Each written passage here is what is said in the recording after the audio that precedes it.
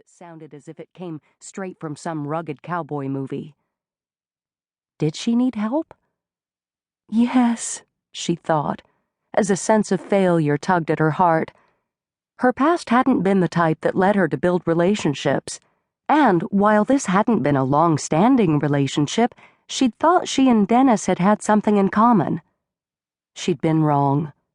Even worse, she'd been weak, and consequently blind. Now, because of that uncharacteristic blindness, here she was, alone. She didn't even know where she was, somewhere with a lot of cows and boots and cowboy stuff, in Montana, and talking to a stranger who had witnessed her humiliation. Still, she should be grateful for his offer, and a part of her was, but mostly she just wanted to escape those too perceptive silver blue eyes. What town is this? Moraine, do you need a lift somewhere? Oh, yeah. Like she was going to get in a car with a stranger. She might have made a rookie mistake where Dennis was concerned, but she'd grown up around some big, bad cities. She'd taken her share of self-defense classes and knew how to behave when approached by unfamiliar men. No, thank you, she said primly. I'm perfectly fine. I know exactly where I'm going and how to get there. I have friends. Which was, of course, a total lie. But, self-defense classes or not, the thought of letting a man so much taller and more muscular than she was know that she was totally on her own in the middle of all this emptiness, if he carted her off somewhere, no one would ever even know she was gone. I have plans, she said more firmly, willing him to walk away so that she could figure out her next step in private.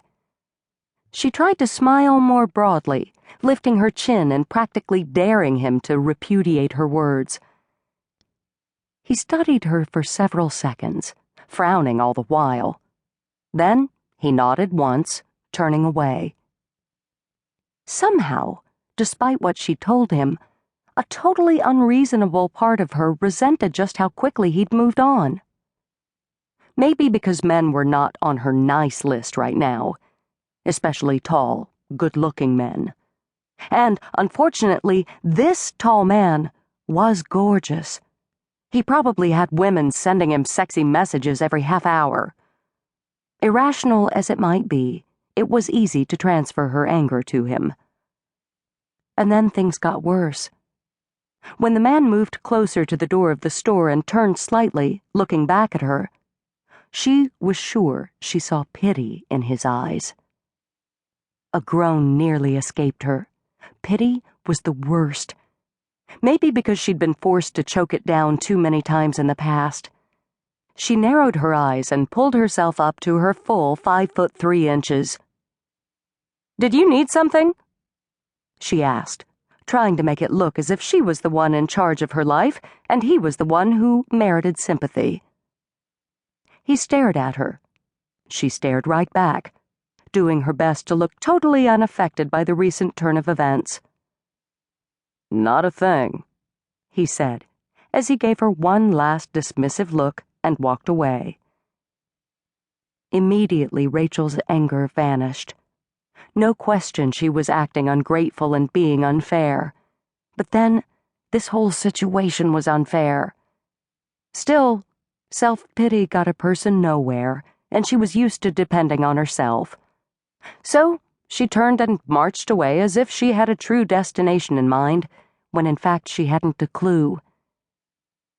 It was only after she'd turned the corner and realized that she was already almost on the edge of town, with nothing beyond but lots of big yawning stretches of land, that she began to panic.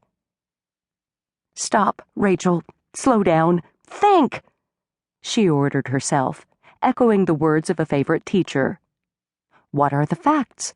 What's the situation? What's the logical next step? Good questions for an impulsive person like herself. Questions she hadn't asked herself when she'd gotten out of the car. The truth was that she had been so shocked when the message and accompanying photo of that scantily dressed woman had appeared on the screen of Dennis's phone that she had simply reacted.